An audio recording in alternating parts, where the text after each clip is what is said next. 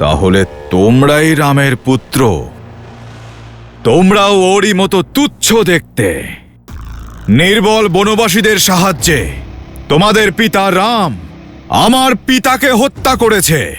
সংসার মনে করে ও মহান, ও বিশাল বড় যোদ্ধা, কিন্তু সত্য তো এটাই, ওই রামের এত ক্ষমতা নেই, ও এত মহান নয় যে শক্তি দিয়ে আমার পিতা কুম্ভকর্ণ এবং পিতামহ রাবণকে মারবে।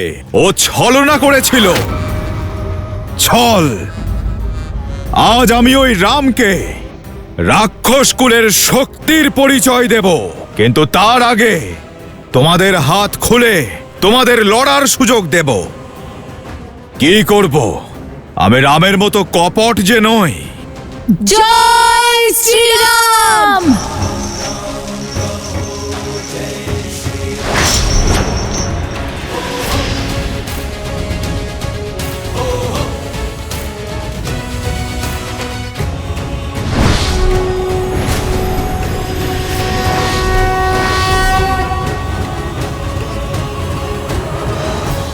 বন্দি করো এদের।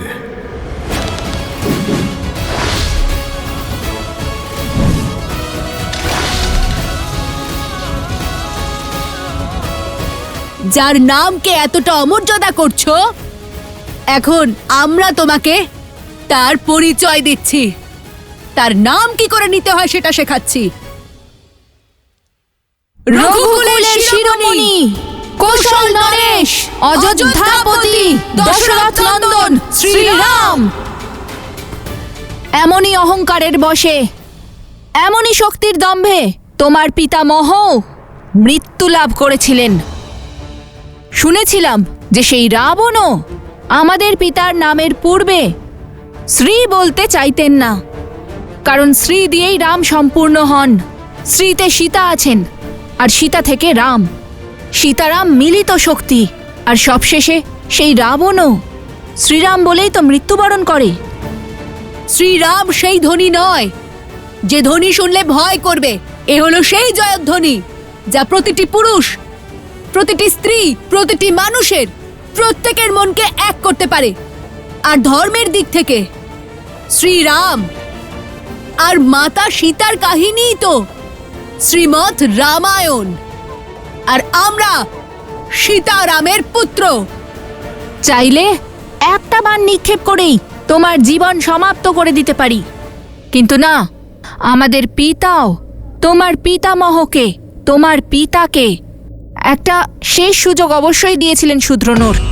আর তুমি এই ধরাকে অধর্মের অধীন করেছ। সেই জন্য আমরা শ্রীরামপুত্র লবকুশ তোমাকে শুধরানোর শেষ সুযোগ দিচ্ছি। এই ধরায় ধর্ম স্থাপন করার একটা শেষ সুযোগ দিতে চাইছি। আমরা তোমার দ্বারের সামনে তোমার অপেক্ষা করব। ভালো সুযোগ দিলাম, হাতছাড়া করো না। ভাবো যে তুমি তোমার পিতা এবং পিতামহের মতো যুদ্ধ করে নিজের কুলের সর্বনাশ করতে চাইছো, নাকি নিজের কাকামশাই বিভীষণের মতো ধর্মের পথে চলতে চাইছো। থামো।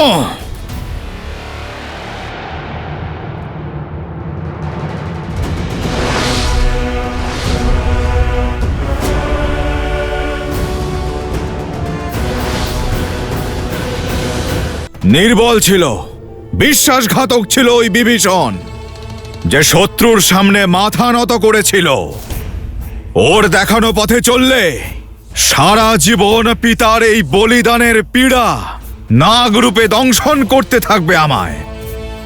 পিতা আমায় বলেছিলেন যে কাকা বিভীষণ রামের সঙ্গ দিয়ে ভুল করেছেন, পাপ করেছেন, ভ্রাতৃত্ব থেকে বিমুখ হয়েছেন তিনি। জগৎ তোমায় সর্বদা বিশ্বাসঘাতক রূপে স্মরণে রাখবে। পরিবারের শত্রু বলবে, ঘরের শত্রু বলবে। আমি আমার পিতার পুত্র, প্রতিশোধের আগুনে দগ্ধ হয়ে যাচ্ছি। অপেক্ষা করার কোনো প্রয়োজন নেই তোমাদের। হ্যাঁ, যদি প্রস্তুতির জন্য সময় লাগে তাহলে বলে দাও। এর পরের প্রহরেই আমাকে একাই তোমরা যুদ্ধভূমিতে দেখতে পাবে। যদি তোমরা আমায় পরাজিত করো তো আমার অসুর সেনা সারা জীবন বিভীষণকে সঙ্গী করে তোমার রামের পথে চলবে। কিন্তু যদি আমি তোমাদের হারিয়ে দিই, তাহলে সমগ্র অযোধ্যায় অসুরদের রাজত্ব চলবে। বলো, ধর্মের জন্য কি নিজের পিতার সিংহাসন বাজি রাখবে? যদি সামর্থ্য থাকে, নিজের শক্তি, নিজের রক্ত, নিজের কুলের প্রতি বিশ্বাস থাকে, তাহলে যুদ্ধভূমিতে এসো, লড়াই করো। দেখো, আমিও আমার রাজ্যকে বাজি রেখেছি। তাহলে তোমরা ভয় পাচ্ছ কেন?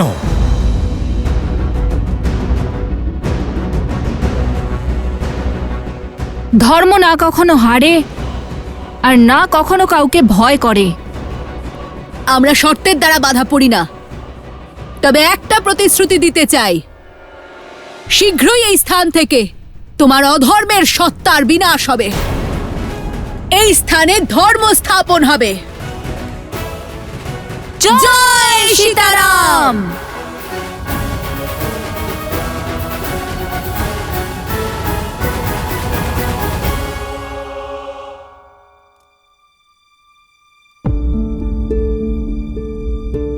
কি হয়েছে প্রভু?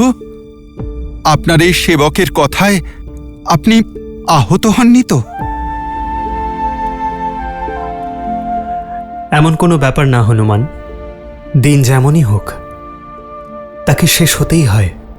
উদয় হওয়া, সংসারকে প্রকাশ দেওয়া, আর তারপর অস্ত যাওয়া,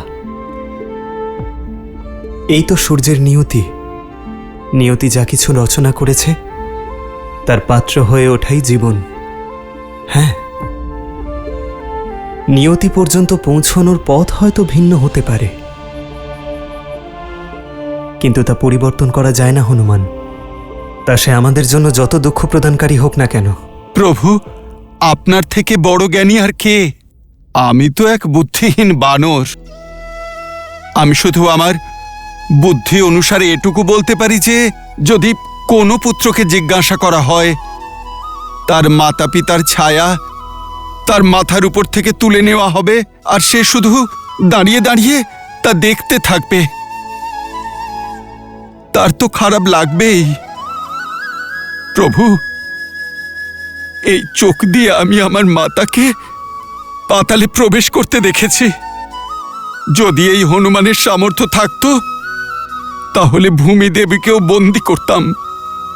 প্রভু, তাতে আমার মাতার আজ্ঞা অবহেলা করা হতো, আর আমার মাতার অপমান। তাই আমি বিবশ হয়ে দাঁড়িয়েছিলাম। আমি সেই দুঃখের সাগর থেকে উঠতে না উঠতেই ওই কাল এই অযোধ্যায় আবার পদার্পণ করেছে, আর আমার ভ্রাতা লক্ষণকে চোখের সামনে থেকে সংসার ছেড়ে চলে যেতে দেখলাম। প্রভু, তখনও আপনার আদেশ আর ভ্রাতা লক্ষণের জেদের কাছে আমি হেরে গেছি। প্রভু, কিন্তু এখন এই হনুমানের ধৈর্যর সীমা পার করে গেছে, আর এখন আমি এটা স্বীকার করব না যে আমি থাকতে আমার প্রভু শ্রীরাম বা রঘুকুলের কোনো সদস্যের উপর কোনো সমস্যা আসুক। প্রভু, আমি নিজে কালের সম্মুখে গিয়ে দাঁড়াবো। তার জন্য যদি আমায় নিয়তি শাস্তি দিতে চায় তো দিক।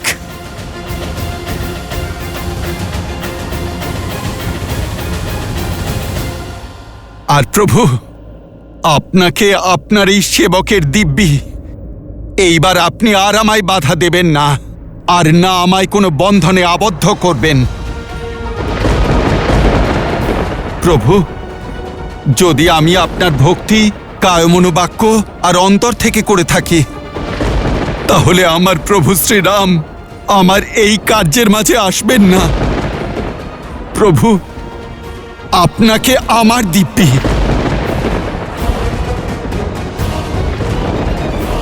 ব্রহ্মদেব হনুমানে কি করলেন? একদিকে শ্রীরাম হনুমানের প্রতিশ্রুতিতে আবদ্ধ, আর অন্যদিকে হনুমান কালচক্রের পথে বাধা হয়ে দাঁড়িয়ে আছেন। মাতা সরস্বতী, এবার আপনি কোনো পথ বলে দিন। দেবরাজ, আমি হয়তো জ্ঞানের দেবী, কিন্তু ভক্তির কাছে জ্ঞান পরাজিতই হয়। হনুমানের সম্মুখে আমি স্বয়ং অসহায়। হনুমান ত্রেতা এবং দাপরের মধ্যে সংকট হয়ে দাঁড়িয়ে আছেন, আর আমাদের দেবতাদের থেকে অভয়প্রাপ্ত হওয়ার সঙ্গে চিরঞ্জীবী হওয়ার আশীর্বাদ লাভ করেছেন। এবার কে রক্ষা করবে আমাদের এই সংকট থেকে? কি হয়েছে যমদেব? আপনি বিচলিত কেন? বিচলিত সৃষ্টির চক্র হচ্ছে ব্রহ্মদেব, আর বাধা যে কি তা তো আপনি জানেনই ব্রহ্মদেব। যদি কাল অযোধ্যার ভিতরে প্রবেশ না করে, তাহলে যাদের জীবন শেষ হয়ে এসেছে তারা তো তাদের আয়ুর থেকে বেশি দিন বাঁচবে। সমস্ত ভারসাম্য ব্রহ্মদেব ধ্বংস হয়ে যাবে। শুধু শ্রীরামই নন, আরো অনেকেরই জীবনচক্র হনুমান নিজের হাতে বন্দি করে রেখেছে। যদি কোনো পথ না পাওয়া যায় ব্রহ্মদেব, তাহলে বাধ্য হয়ে আমায় হনুমানের ওপর বল প্রয়োগ করতে হবে। মহাদেব এখন ধ্যানে মগ্ন আছেন, তাহলে যমরাজকে একটি সুযোগ দেওয়া যেতে পারে। হয়তো উনি কোনো পথ বের করতে পারেন।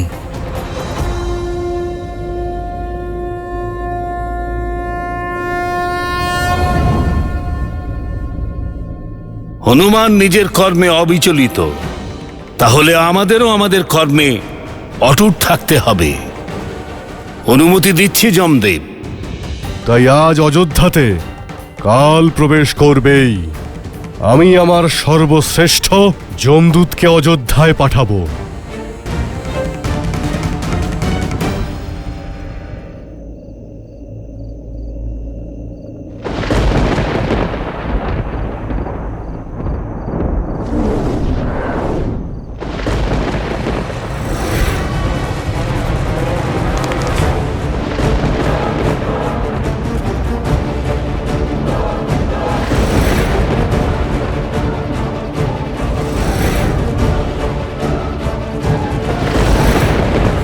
এসো, আমি তোমাদেরই প্রতীক্ষায় রয়েছি। মনে হচ্ছে পুরো সৈন্য দল পাঠিয়েছেন যমদেব। তোমরা জানো না, এই হনুমানের কাছে এমন অস্ত্র আছে যা এই পুরো সংসারের জন্য যথেষ্ট, আর তা হলো আমার প্রভুর প্রতি ভক্তি। সাবধান! আমি আভাস পাচ্ছিলাম যে অযোধ্যায় সঠিক কিছু ঘটছে না। সেই জন্য আমি প্রস্তুত স্বাগত জানাতে। আমি তোমাদের সাবধান করছি, ওখানেই থেমে যাও। অযোধ্যায় আসা সংকট কোনো না কোনোভাবে আমার প্রভুর সংকট, আর যদি আমার প্রভুর ওপর কোনো সংকট আসে, তাহলে তোমরা প্রত্যেকেই আমার শত্রু। তখন আমি তোমাদের সঙ্গে সেটাই করব যা একজন শত্রুর সঙ্গে করা উচিত।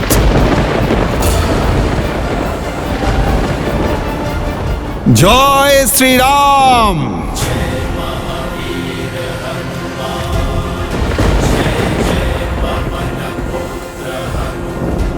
যমদেব, আমি আপনাকে অনুরোধ করছি, আপনি আপনার দূতদের ফিরে যেতে বলুন। না হলে এই রাম ভক্ত হনুমানের ক্রোধ সাক্ষাৎ কালও সইতে পারবে না।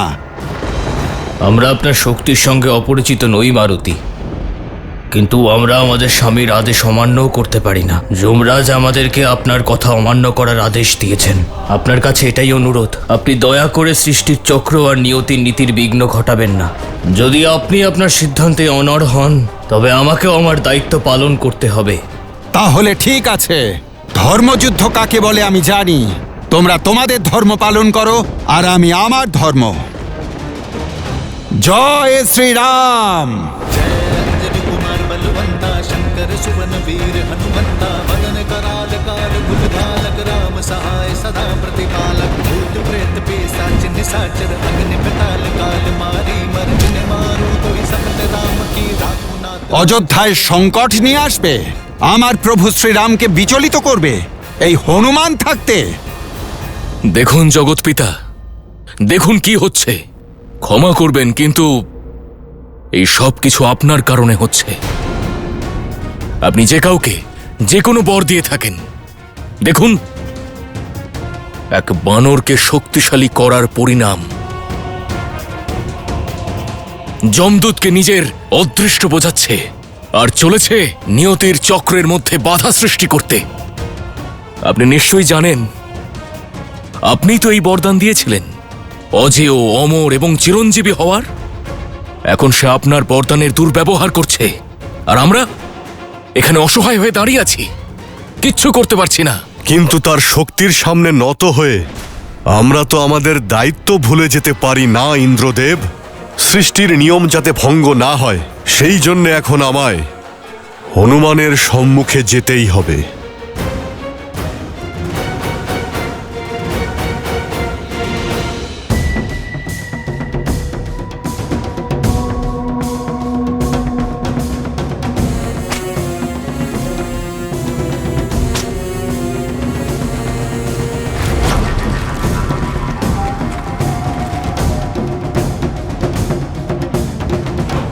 রামের পুত্র হওয়ার অহংকার আছে না তোমাদের? জানো আমি কার পুত্র? মহান কুম্ভকর্ণের। আমাকে হারাতে পারে এমন কেউ এখনো জন্মায়নি। সত্যই বলেছ তুমি। তোমাকে যে হারাবে সে এখনো জন্মায়নি। আমরাও তোমাকে হারাতে আসিনি, বরং তোমাকে বধ করে নিয়ম মেনে অন্ত্যেষ্টিক্রিয়া করতে এসেছি। আমাদের পিতার পরম্পরা আরো একবার পালন করব আমরা। উনিও তো অসুরদের মারেননি, তাদের মুক্তি দিয়েছিলেন। এত অহংকার? তাহলে এসো যুদ্ধ করো। যে কোনো অস্ত্র বেছে নাও, ধনুক, খড়গ বা গদা। প্রয়োজনে নিজের পিতার মতো ছলনাও করতে পারো।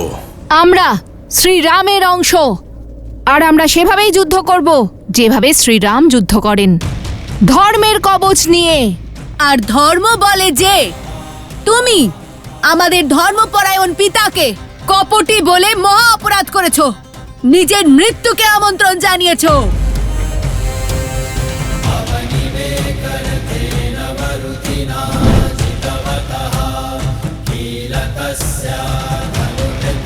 তোমার মনে হয় যে আমাদের পিতা ছলনা আর কপটতা করেন? তাহলে ঠিক আছে, আমরা প্রমাণ করব যে শ্রীরামের রক্তে কপটতা নেই। আজ যুদ্ধ সমানে সমানে হবে। আমরাও সেই অস্ত্র তুলব যা দিয়ে তোমাকে সংহার করব। আজ আমরা তোমার নিয়ম মেনে যুদ্ধ করব, আর তা দিয়েই তোমাকে বধ করব।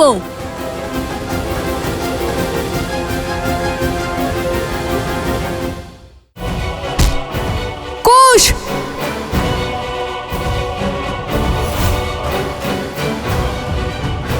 লোভ দাদা!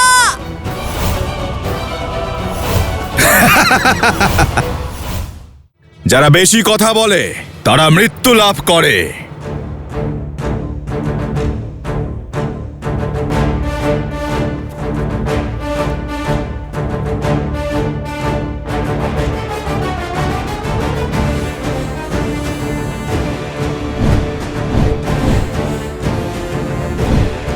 কুশ,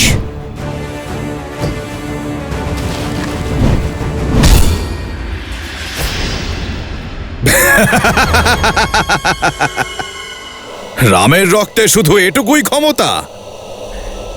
এবার দেখো কুম্ভকর্ণের রক্তের ক্ষমতা। কুশ,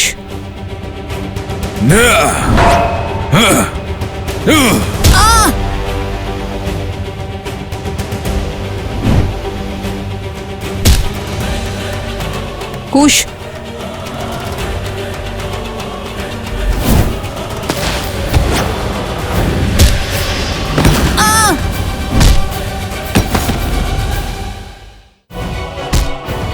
কুশ।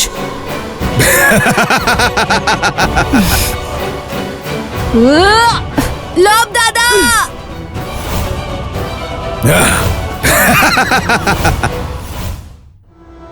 কুশ,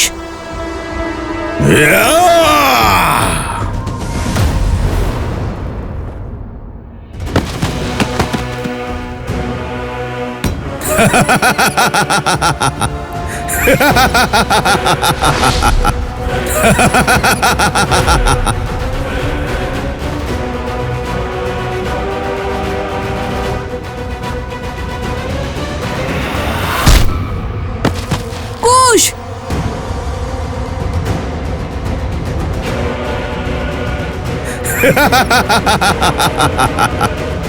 আহ! লব দাদা!